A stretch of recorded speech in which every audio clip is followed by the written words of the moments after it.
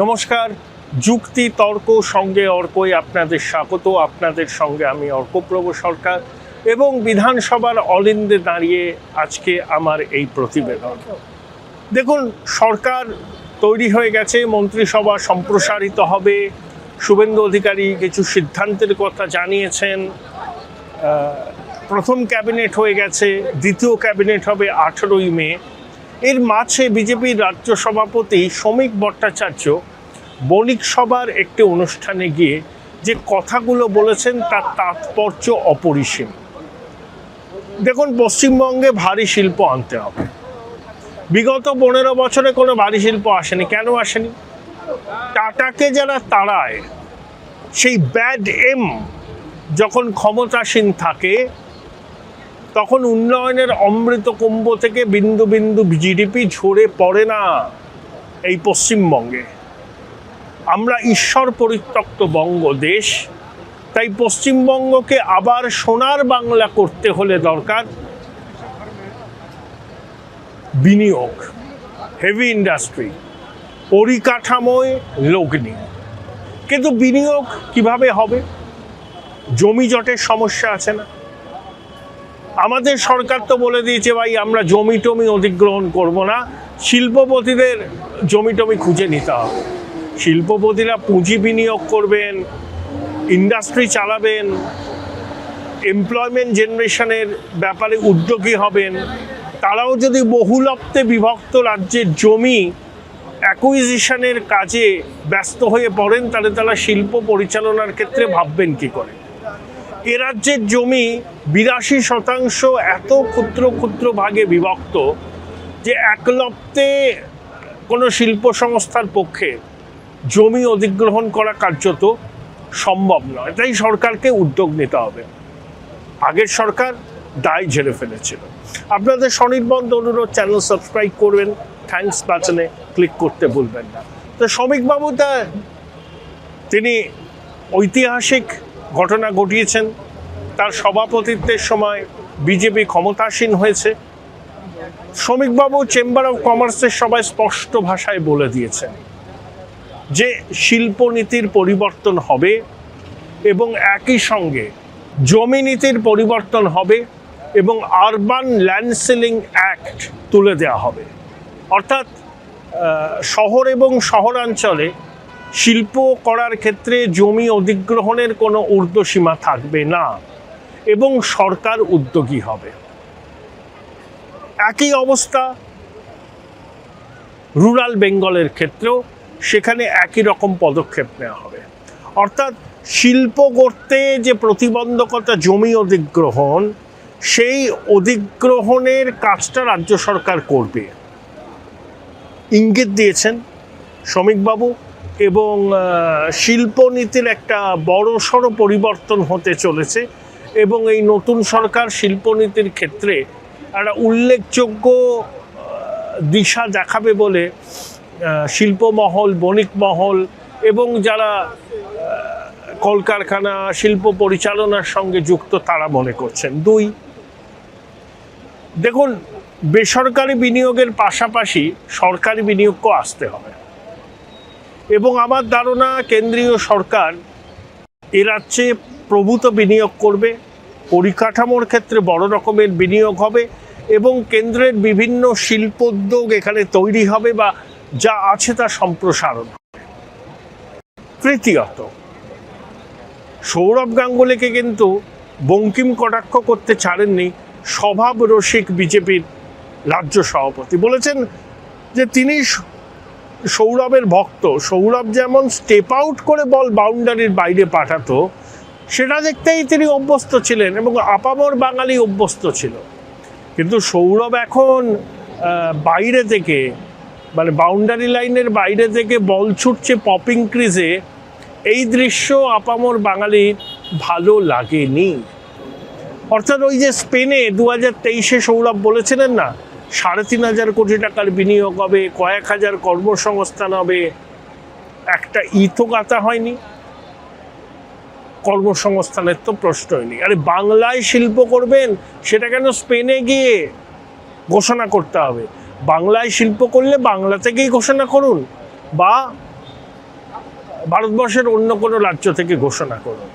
আসলে এগুলো সবই যে ছিল হীরক রানীর চমক এবং সৌরভ গঙ্গোপাধ্যায় নিশ্চয়ই কোনো প্রাপ্তিযোগের আশায় এতে সম্মত হয়েছিলেন, সেটা তো আর বলার অপেক্ষা রাখে না। দেখুন, মহারাজ হচ্ছে ওয়ান পাইস ফাদার মাদার। অনেকে রসিকতা করে বলেন যে মহারাজের পার্সের রং কেউ দেখেননি। আরও ব্যবসায়ী পরিবারের ছেলে, রিটার্ন অন ইনভেস্টমেন্ট জিনিসটা খুব ভালো বোঝে। বিজেপি নেতৃত্ব ওকে কি সম্মানই না দিয়েছিল, বিসিসিআই সভাপতি করলো। যখন তারা বললো ভাই নির্বাচনে একটু নামো, প্রতিদ্বন্দ্বিতা করো, বিধান পক্ষে প্রচার করো, তখন সৌরভ কীরকম পাল্টে গিয়েছিল আপনারা সবাই জানেন। তাহলে বিজেপি নেতৃত্ব মহারাজের উপর ইনভেস্ট করলো, তাহলে কোনো রিটার্ন নেই।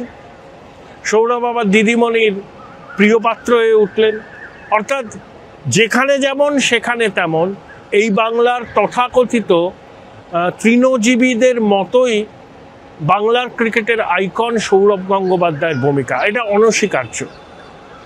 তাকে কম সম্মান দেওয়া হয়নি। অমিত শাহ চলে গিয়েছিলেন তার বাড়িতে নৈশাহার করতে, শুভেন্দুবাবুরা গেছিলেন, সুকান্তবাবুরা গেছিলেন, কোনো অনুরোধ রাখেননি সৌরভ।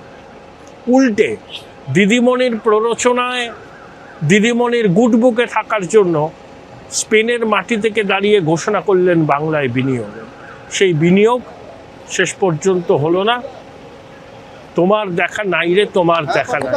অর্থাৎ বিনিয়োগ যদি এখানে করতে হয়, তার জন্য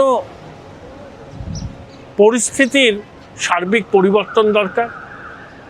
তোলাবাজি বন্ধ করতে হবে, কম্প্রিহেন্সিভ রোডম্যাপ থাকবে, আইন শৃঙ্খলা পরিস্থিতি নিয়ে শিল্পমহলের কোনো প্রশ্ন থাকবে না। শ্রমিকবাবু আশ্বাস দিয়েছেন যে সবগুলো করা হবে।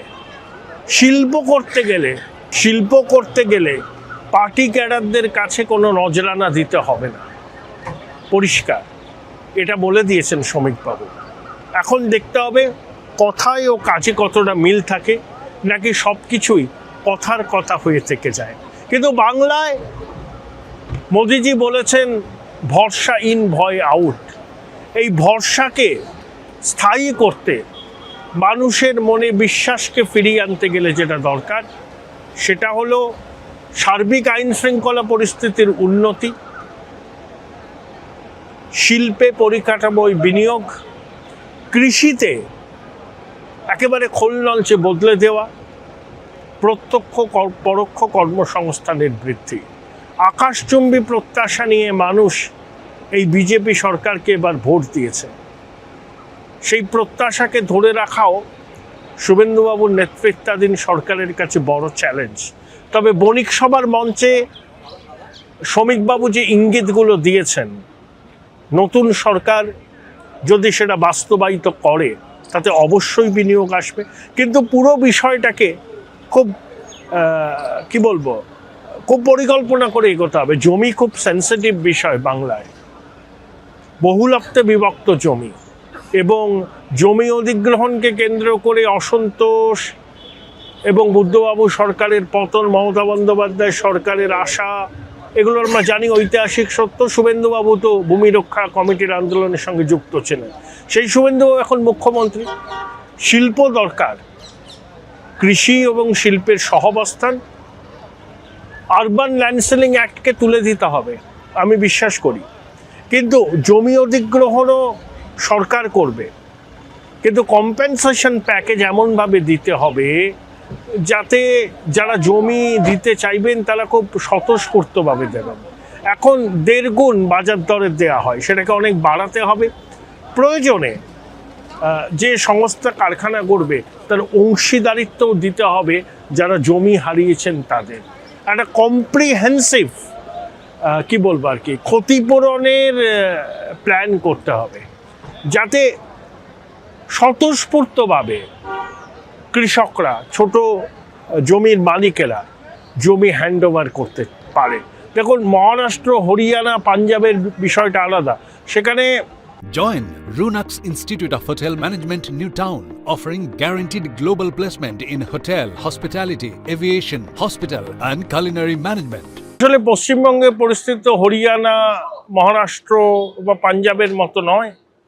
এক লপ্তে বড় জমি পাওয়া এখানে সম্ভব নয়। ওখানে কুলাকলবি শক্তিশালী, ওখানে কৃষকদের হাতে 1000 একরেরও বেশি জমি আছে।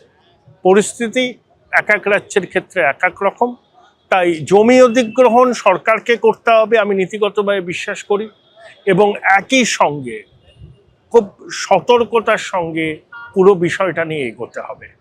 আমরা শিল্প চাই, ভারী ইন্ডাস্ট্রি চাই, পরিকাঠামোয় বিনিয়োগ চাই, সবই চাই। শুভেন্দুবাবুর নেতৃত্বে নতুন বাংলা হবে, সেই বিষয়ে আমি 16 আনার উপর 18 আনা নিশ্চিত। বোলপুর শহরের কোলাহল থেকে মাত্র 20 মিনিট দূরেই রয়েছে এই সুন্দর রিসর্ট, যেখানে পেয়ে যাবে স্পেশিয়াস আর এস্থেটিক্যালি ডিজাইন রুম। তোমরা যারা গ্রুপে যাও তাদের জন্য আছে কমফোর্টেবল গ্রুপ স্টে অপশন, আর কাপলদের জন্য রয়েছে লাক্সারিয়াস সুইট রুম, তার উপর আবার ফ্ল্যাট 10% অফ। এখানে প্রকৃতির মাঝে তোমরা পেয়ে যাবে একটা সুন্দর সুইমিং পুল, ছোটদের জন্য প্লে এরিয়া আর একটা এস্থেটিক সেলফি কর্নার। প্রপার্টিটা পুরোটাই পেট ফ্রেন্ডলি, আর এখানে আছে অনেক কিউট ছোট ছোট র্যাবিটস। সকালের ব্রেকফাস্ট থেকে ডিনার পর্যন্ত পেয়ে যাবে একদম হোমলি কমফর্ট ফুড, যা এক কথায় অসাধারণ। বেঙ্গলি কুইজাইনের সাথে সাথে পেয়ে যাবে চাইনিজ আর নর্থ ইন্ডিয়ান অপশন। বিকেলে বনফায়ারের আলো, বন্ধুদের সাথে আড্ডা আর খোলা আকাশের নিচে গ্রাম বাংলার হাওয়া, পুরোটাই এক অপরূপ অনুভব। তাহলে বলো তোমরা কবে প্ল্যান করছো এই পিসফুল এসকেপটা? And don't forget to follow miss cupcake for more such travel updates.